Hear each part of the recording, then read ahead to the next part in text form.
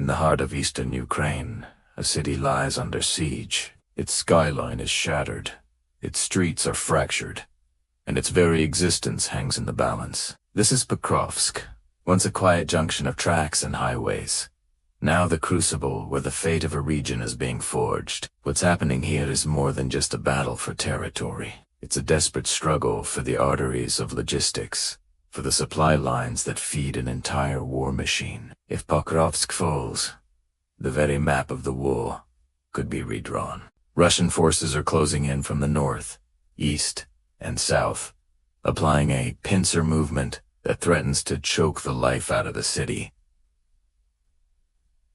Their strategy is both subtle and brutal. Instead of a massive head-on assault, they send small infantry units and sabotage teams into the city itself. They exploit gaps in the defense, probe weak points with drones, and test Ukrainian resolve with disciplined, relentless persistence. Yet, inside the city's battered blocks, Ukrainian defenders refuse to yield. They are holding on, keeping logistical lines tenuously open, even as Russian fire seeks to sever them. They are not just defending, they are counterattacking, repelling infiltrators, disrupting enemy supply routes, and rotating troops with a mix of desperation and raw courage. Elite special operations units have been deployed, tasked with holding pockets of resistance in the most contested neighborhoods. The stakes could not be higher. Pokrovsk isn't just a symbolic prize, it's a lifeline. The rail lines that crisscross the city are vital for the broader war effort. The roads lead deeper into the Donetsk region and beyond. Losing Pokrovsk would be a devastating rupture in Ukraine's ability to sustain its eastern front. This crisis is not only military, it's profoundly human. Civilians, many of them trapped, live under constant threat. Bridges are destroyed, drones fill the sky, and supply convoys run a perilous gauntlet close to the front line. The outcome of this battle could very well define the next phase of the war. Will Ukraine hold this fortress, or will this strategic hub fall, altering the momentum on the eastern front? The answer is being written right now, in the smoke-filled streets of Pokrovsk, and in the resolve of those who refuse to abandon them. This city sits at a crossroads that was never meant to be a battlefield. Yet war has a way of turning ordinary places into the center of the world. Here, in the dust and fractured concrete, every street has become a lifeline. Every rail line a vein, feeding the survival of an entire front. Long before the shelling grew constant and the air filled with the sharp hum of drones, this place had a quiet rhythm. Trains passed through, markets opened, and families moved to the steady heartbeat of daily life. Now, all of that has been stripped away, replaced by the relentless pressure of a conflict that refuses to loosen its grip. What makes this city matter isn't its size, but its position. Roads converge here like spokes on a wheel, stretching out toward the battle lines, the supply depots, and the units holding the eastern edge against collapse. Control this city, and you control the flow of everything. Fuel, ammunition, reinforcements, and evacuation routes. Lose it, and the front fractures. That truth hangs over every shattered apartment block, and every makeshift bunker carved out beneath the ruins. In the fog of advancing forces, the city has become both shield and prize. The rail yards, once a lifeline of commerce, now dictate the very tempo of this war. Armored convoys maneuver through narrow streets where children once played, their engines echoing like distant thunder. Soldiers move through the shadows of broken homes, fully aware that each intersection is more than just pavement. It's a choke point, a gateway, a final barrier holding back the tide. The people who remain understand the weight of this place far better than any map can show. They hear it in the urgency of footsteps rushing between shelters, in the distant rumble that signals another attempt to isolate the city, and in the tension that tightens with every passing hour. In their eyes you see not just fear, but a deep recognition that this city's fate will echo far beyond its borders. Pokrovsk has become the hinge on which the entire conflict turns. Every strike here, every defense mounted, every street held or lost, sends ripples across the wider war. As the pressure intensifies, the city stands in the crucible, a place where the struggle for control is a struggle for survival. The pressure only deepened as new tactics crept through the city's torn edges. What had once been a conflict fought across open fields now seeped into alleyways, stairwells, and basements. The advance came not in massive armored waves, but in fragments. Small squads moved quietly through the fog, slipping between ruined buildings, probing for weakness the way water finds cracks in stone. These infiltrations were small enough to evade immediate detection, but precise enough to unsettle entire defensive lines. They tested the city one block at a time, a sudden burst of gunfire in a courtyard, the sharp buzz of a reconnaissance drone circling overhead, the thud of footsteps in a hallway that should have been empty. These moments became the rhythm of Pokrovsk's long night. Each silent incursion forced defenders to react quickly, stretching their lines thin and making every corner a potential ambush. The front was no longer a single, clear line. It was everywhere at once. Smoke drifted through the narrow streets as sabotage groups targeted supply trucks, communication nodes, and routes once considered secure. They struck with speed, disappearing into shattered doorways before a response could even materialize. Every breach, no matter how small, threatened to unravel the fragile network keeping the city alive. The defenders adapted, but the strain was unmistakable. They moved in tighter formations, checked every doorway twice, and relied on instinct as much as strategy. Amid this ghost-like advance, the soundscape of Pokrovsk changed. The thunder of distant artillery was now joined by the constant, unnerving hum of drones painting invisible lines across the sky. Shadows no longer belonged solely to the night. Even daylight held the same palpable tension. Every figure emerging from the dust clouds sparked uncertainty, and every rooftop became a potential vantage point for an unseen threat. As these small, probing attacks intensified, they began to achieve their larger strategic goal, to isolate Pokrovsk. Every successful sabotage mission, every road briefly made impassable, was another turn of the screw. Convoys carrying supplies and reinforcements now had to navigate a landscape of constant, unpredictable danger. A journey that once took an hour could now take half a day, with every minute spent exposed. This is the nature of a siege in the 21st century. It's not just about surrounding a city with a wall of steel. It's about a slow, methodical strangulation. It's about using precision and attrition to wear down the defender's will to fight. The goal is to make holding the city so costly, so difficult, that retreat becomes the only logical option. For the Ukrainian forces, this battle has become a test of endurance. It has raced against time to keep the arteries of supply open while fending off an enemy that is both everywhere and nowhere. The drones are the linchpin of this modern siege. They are the eyes in the sky, guiding artillery with chilling accuracy.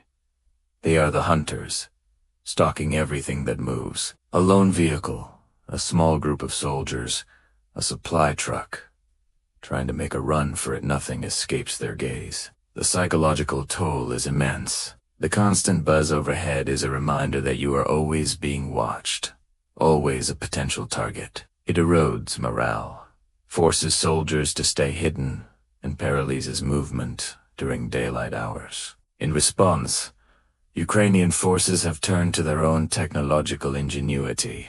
They deploy their own drones for reconnaissance and counter-battery fire. They use sophisticated electronic warfare systems to jam enemy signals and create dead zones where Russian drones cooey and operate. It's a silent, invisible battle fought in the electromagnetic spectrum. A high-tech game of cat and mouse played out above the ruined streets. The fight on the ground is just as desperate. Ukrainian special forces launch daring raids behind enemy lines, targeting command posts and supply depots to disrupt the rhythm of the Russian advance. They know that to survive a siege, You can't just sit and wait. You have to push back to create problems for the besieger, to make them pay for every inch of ground they take. Every successful counterattack, however small, is a victory. It buys a little more time, boosts morale, reminds the enemy that Pokrovsk will not fall easy. This is a battle of logistics, of willpower, and of innovation. It's a fight for every road, every building, and every bit of information. The defenders of Pokrovsk are not just fighting for their city. They are fighting for the future of the entire Eastern Front. Their resistance is a testament to human resilience in the face of overwhelming odds. The civilian population of Pokrovsk is caught in the crossfire of this brutal contest. Their lives have been upended, their homes destroyed, and their futures thrown into uncertainty. Before the full-scale invasion, Pokrovsk was a city of nearly 60,000 people. Now, only a fraction remained. Those who stayed are the elderly, the infirm, or those who simply had nowhere else to go. They live a subterranean existence, spending their days and nights in basements and bomb shelters, listening to the relentless symphony of war above. The humanitarian situation is dire. Access to clean water, food, and medicine is severely limited. Volunteers and aid workers risk their lives daily, navigating shelled roads, dodging drone strikes to deliver essential supplies. Every trip is a gamble. The city's infrastructure has been systematically dismantled. Power stations, water treatment plants, and hospitals have all been targeted, leaving the remaining residents in a state of perpetual crisis. This is a deliberate strategy. By making life unbearable for civilians, the attacking forces hope to increase pressure on the Ukrainian government and military. It's a cruel calculus that weaponizes human suffering. But amid the despair, there are incredible stories of courage and solidarity. Neighbors share each meager resources, volunteers repair damaged homes, and local authorities work tirelessly to maintain some semblance of order. These small acts of defiance are a powerful statement that the spirit of Pokrovsk has not been broken. If you or someone you know is struggling with the emotional toll of these events, please remember that help is available. Organizations like the International Committee of the Red Cross and local mental health services are working to provide support. Reaching out is a sign of strength. The battle for Pokrovsk is a microcosm of the wider war in Ukraine. It's a story of strategic importance, technological warfare, and immense human cost. The fate of this city will have far-reaching consequences, potentially shaping the trajectory of the conflict for months or even years to come. As the world watches, the defenders of Pokrovsk continue their defiant stand, fighting for their homes, their freedom, and their future. Their struggle is a stark reminder of what is at stake. Thank you for watching. If you found this report informative, please like, share, and subscribe for more in-depth analysis. Your support helps us continue to bring these important stories to light. Stay informed and stay safe. The infiltrations were never meant to land a single, decisive blow. Instead, they were designed to do something far more insidious. To erode, to unsettle, to turn the confidence of the defenders into crippling hesitation. A city that once stood as a logistical heartbeat for the entire region now felt the subtle, terrifying tightening of a noose around its neck. But something unexpected happened. As these tactics pushed deeper, as the pressure mounted, the resolve within the city didn't break. It hardened, block by block. The battle grew more intimate, more unpredictable, and far more unforgiving. This wasn't a war fought for open ground or strategic hills.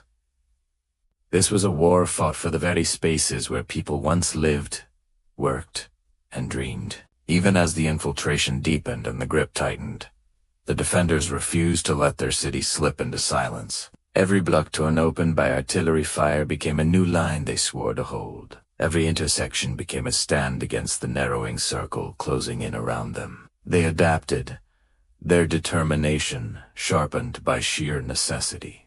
They learn to move through the rubble with a precision that only comes when you know the stakes are not just measured in streets, but in the survival of everything those streets connect. And then reinforcements began to appear.